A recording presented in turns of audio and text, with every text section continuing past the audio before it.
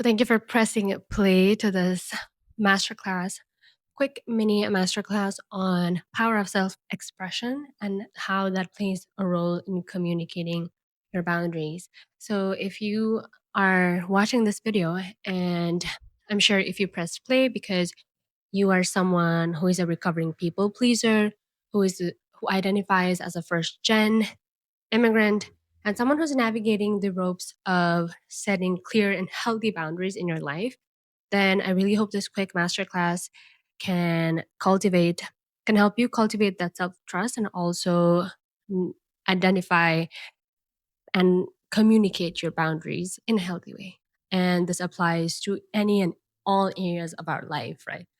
And also that aids to our physical, spiritual, mental, and emotional health. So this idea of boundaries doesn't have to be a rude thing. A lot of the people, when they hear, oh, setting healthy boundaries, it's kind of like it has been a cliche way of saying, yeah, I'm protecting my peace.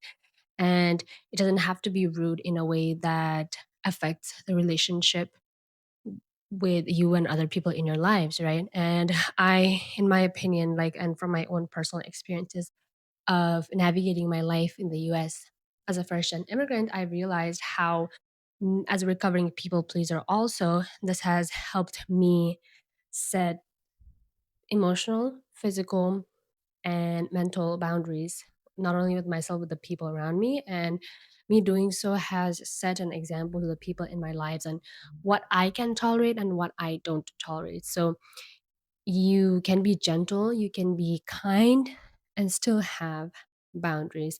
And this all comes in the way you communicate. And I always say, or go by this rule of words matter. Your language matters. It's not what you say, but how you say it. So in this day and age of, where you are constantly in your phones communicating through text, email, it's harder to do that because you never know what the person reading that text or email feels. And I talk more about this on day 3 of my 7-day free Telegram program, Boundary Baddies, which I'm going to link below. But basically, the way you say it, the way our words transfer is through energy. Everything is frequency, everything is energy, and the vibration in which you say the things matter. So even you listening to me transmitting this frequency, this energy, you're taking it in.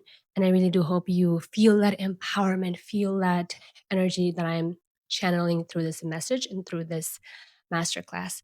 So whenever you're texting someone, whenever you're sending an email to someone, stating a boundary, letting them know that you have a boundary that you don't want the person on the other side to cross, right? So let's say, for an example, your best friend invites you to a house party where you genuinely do not want to go because the next day you have to work and you're at this point in your life where you protect your sleep, where you protect your energy. And I think it's really important to identify that boundary because as a recovering people pleaser, I would always say yes to people because I would have fear of missing out, FOMO, whenever one of my friends used to invite me to a party. So, and as a people pleaser, I would always want to say yes. I was an easy yes girl. And I think this comes from cultural conditioning, your family values, the environment you were raised and brought up in. So I think identifying what you don't tolerate now is really key to communicating that boundary. So, step one is identifying what you can tolerate at the present moment in your life. And remember the fact that people change, your values can change. Your values from you 6 years ago is different and will be different from where you are at this point in your life. So, just reminding yourself that you are allowed to change. And even though people who have been in your lives and have known you for a long period of time won't be happy with you changing, because it do be the people closest to us who will have something to say about you when you start stating your boundaries, when you start stepping up for yourself, when you start being assertive and firm. So step one is just identifying, and then step two is being clear on what you have to say and also not over explaining yourself. You don't have to explain yourself to anyone. And I used to do this when I would say no to people, when I would say no to friends, when I would decline invitations politely, when I would state something that I would not tolerate. I would always feel this need to explain myself, even though the other person hasn't asked me to. And this is a common theme where you feel a need to explain yourself to other people, and you genuinely do not. No can be a full, clear statement and answer. So reminding yourself of that, and also remember that some of the conversations that we want to have in our real life, difficult conversations especially, play really well in our head.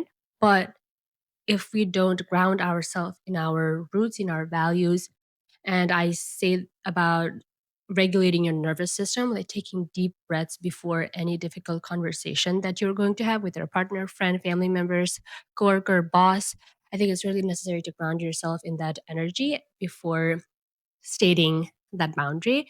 So doing that, and also pre acknowledging that things might be uncomfortable, and you will feel guilty, you will feel awkwardness, you will feel this icky feeling when you start stating boundary, and that's normal. Because once I started saying no more often, because I was an easy yes girl, no was not ever in my dictionary, I started feeling this uneasy feeling. So knowing that it takes time, and you know though things might feel uncomfortable, you might feel that awkwardness, know that on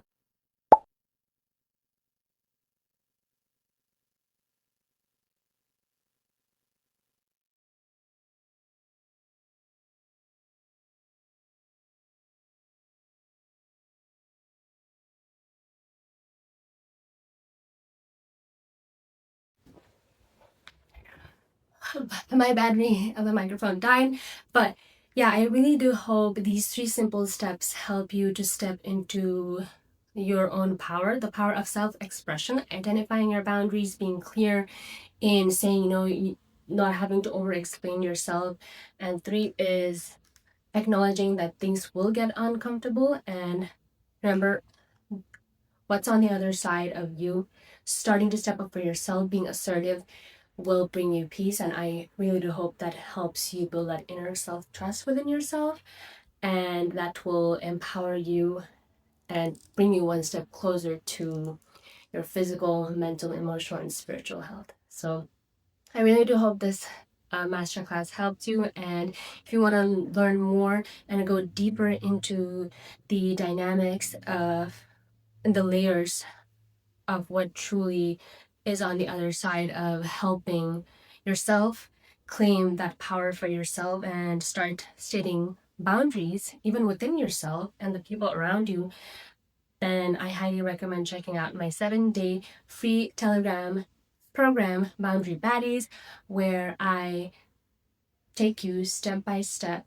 on building boundaries, on identifying boundaries, on setting boundaries with yourself, work, relationships, and people in your life, and how to be a fearless, bold individual no matter where you are at any point in your life, and why boundaries can be a good thing and it does not necessarily have to be a bad thing for you in your life. So yeah, this is just one of the key components of my shadow and self trust blueprint. And I really think boundaries and self expression will help you unlock that part of yourself where you can go deep within yourself and also cultivate that inner joy. So thank you for watching.